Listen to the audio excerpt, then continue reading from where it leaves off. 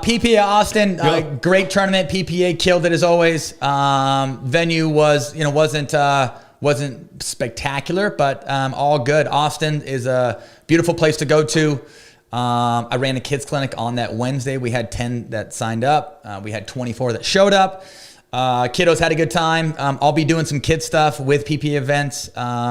Just be sure to check out my social media stuff or check out my newsletter. Did you do a lot of like kids lessons and stuff when you were teaching tennis? Yeah, and honestly, it was nice to kind of jump back into the younger generation. But when I taught tennis, probably half of my schedule was all juniors doing like red ball, orange ball, nice. Green dot, and then I would do high level juniors, like high school stuff and all that. So.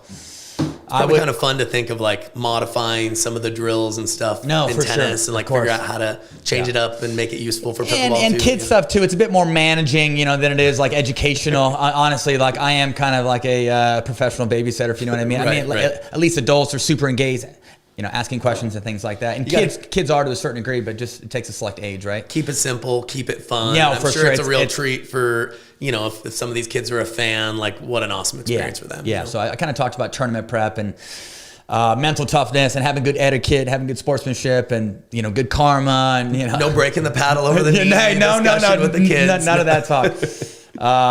And then we did like I did 2 fundamentals and we played some games and I did like a little pro at the very end. And then we did like king and queen of the court. So nice. That was fun. It was fun. And there's some good juniors out there. I'll tell you what.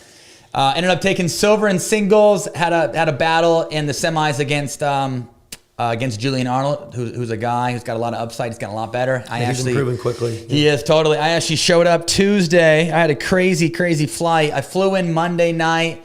Probably the first time this ever happened to me, but flew in Monday night. There was like tornado warnings all around Austin. I flew in Monday night at midnight, and we almost landed. The pilot took us back up. Couldn't land in Dallas because we didn't have enough fuel. Storms were too bad in San Antonio, so they ended up dropping us off in Waco, Texas. And there's nothing in Waco. And I'm pretty sure once we got to the airport, there wasn't a soul there.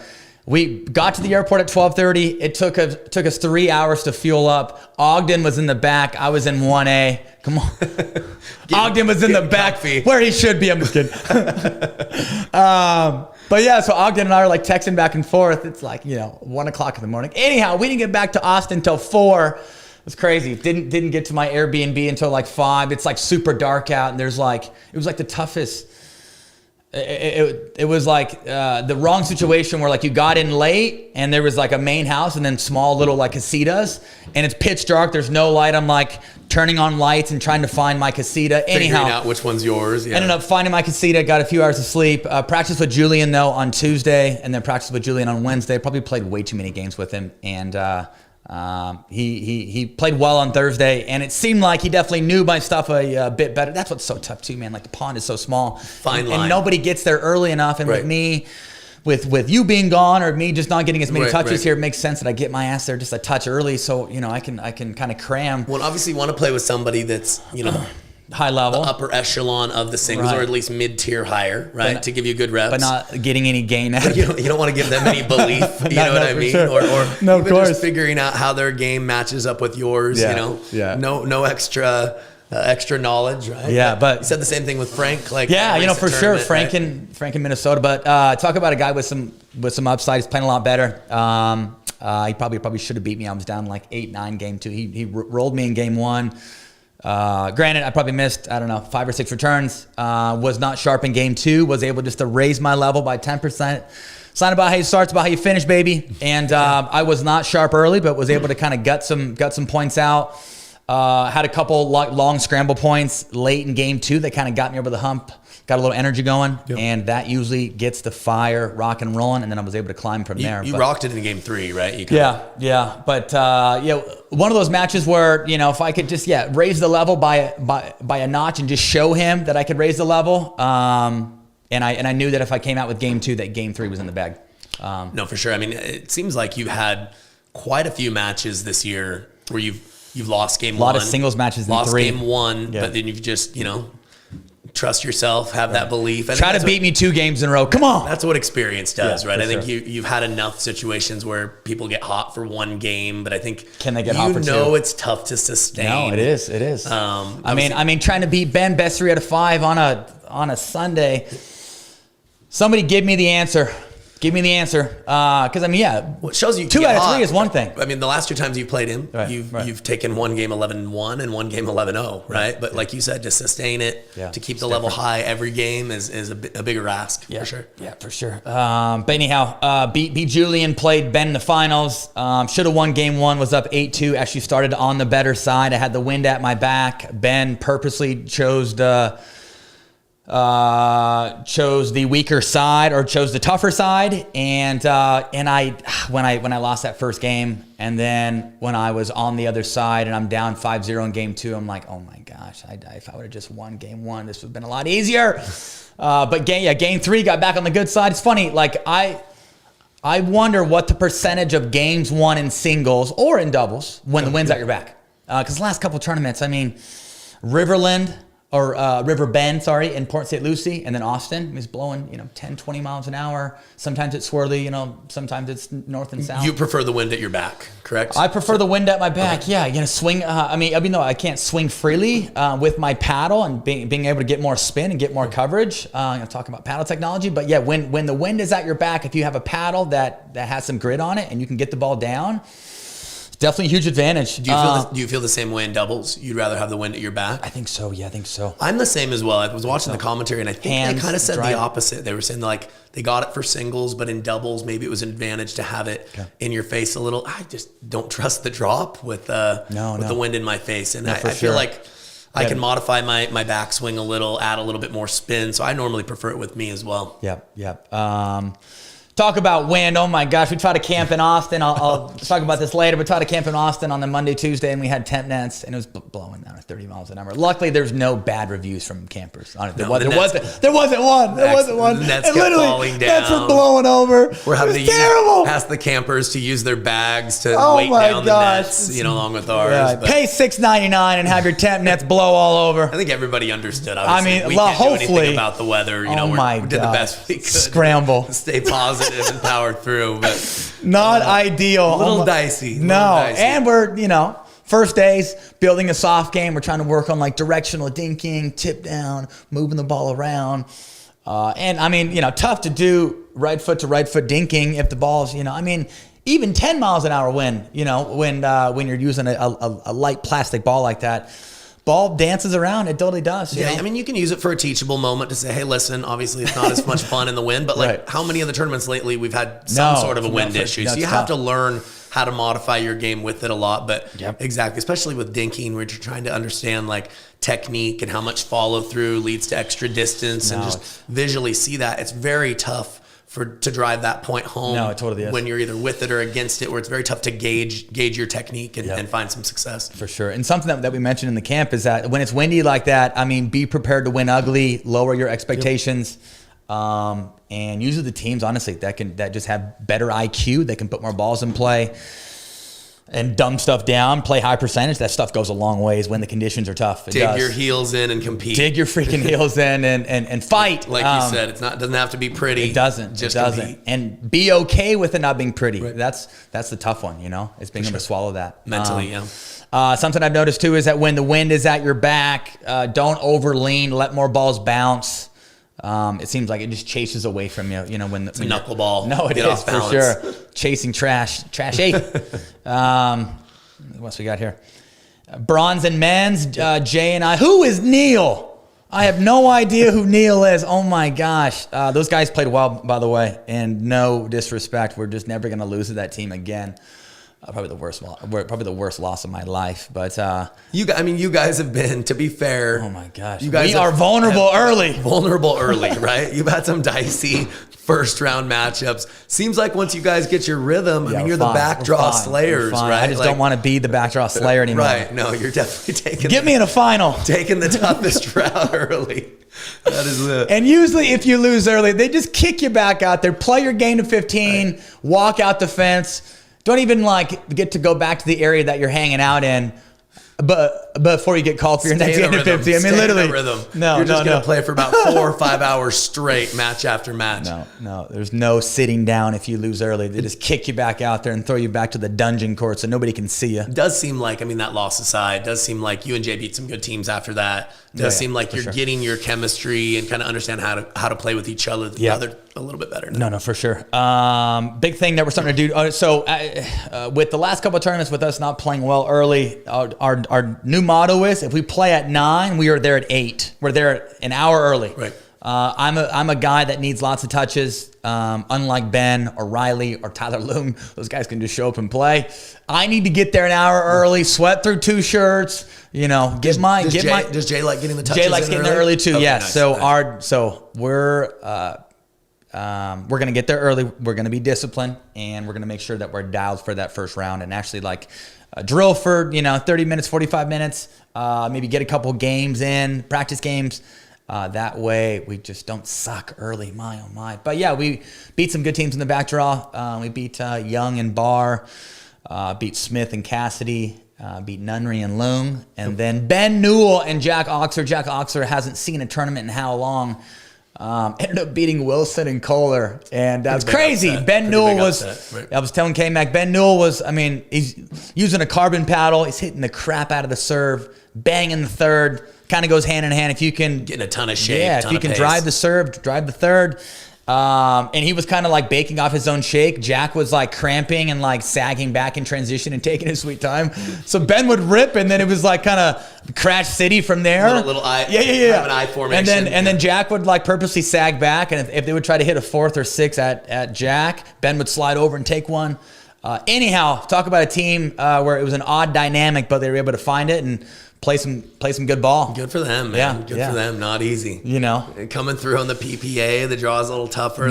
For sure. That's a well-earned 4th, especially if you haven't had a lot of those results before or haven't played a lot of tournaments lately. So it's not easy. And how often this happens, you lose the semis in 3, you lose the tough semis in 3, knowing that if you could have won the semis, you'd be in Championship Sunday, but you lose that, you play very quickly after that. Wilson and Kohler, mental lull, momentum dump is what it's called, baby. If you don't wipe the cobwebs off, or if you don't reset, have that reset method. It's tough to really find it. But Wilson and Kohler ended up losing in 3 to Ryan Matt, and then dropped down and lost to Newell and Oxer. So I was much happier to play Newell and Oxer in that bronze, I'll tell you what. Yeah, Kohler and Wilson are a tough team. Definitely a better team. Top 5 team these days. Yep.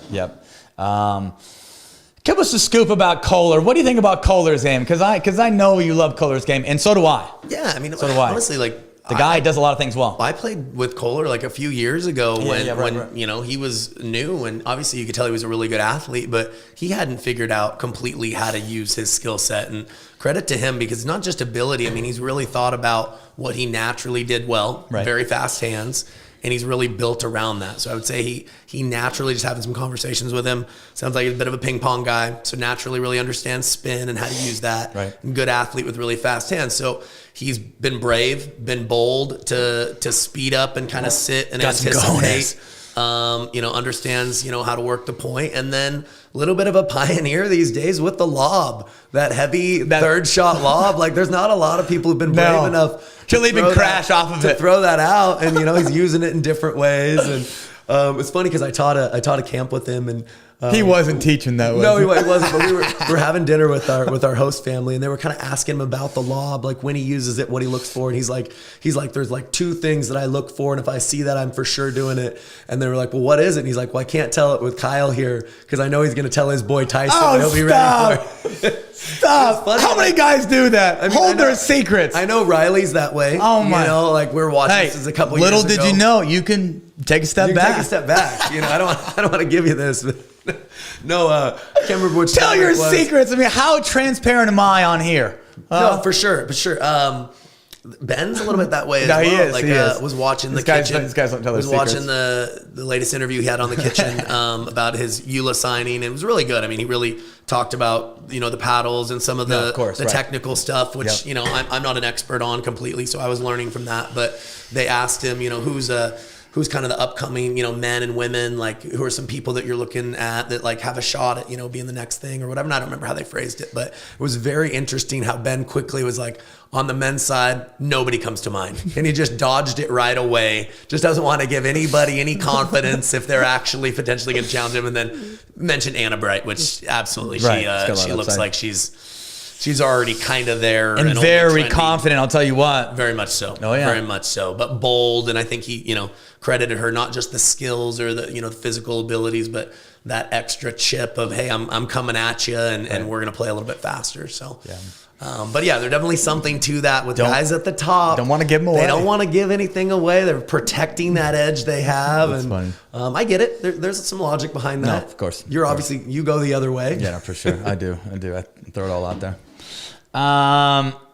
Even though I've been losing to Ben at a very consistent rate in men's and singles, it's good to get a dub over that guy in mixed, even though I don't think he was all that sharp, but I will gladly take it. Lee Waters, by the way, is in her 40s, and it's like she's back in her 20s, baby. She's playing great. I mean, her and AL, back-to-back titles. She's playing great in mixed. I mean, she played... her and Pat Smith had a win over Matt and Lucy at Riverbend, made the semis. And if I could just get my act together against you-know-who, then I would be just fine, because we beat Ben and Coop, and then we make the semis. And Lee played great all day. I mean...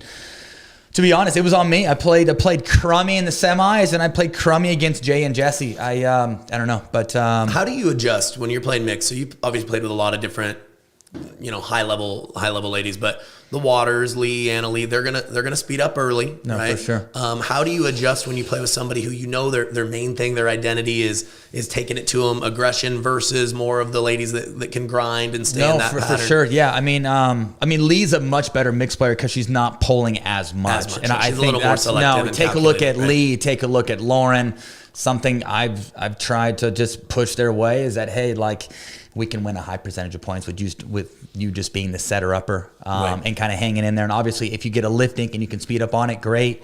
But no reason to press. But no, there's no need for blind aggression. But no, I think Lee's a much better dinker. I think she's moving better as well. Yeah. And then she can find her spot. She likes to speed up lunge. She likes to speed up hip.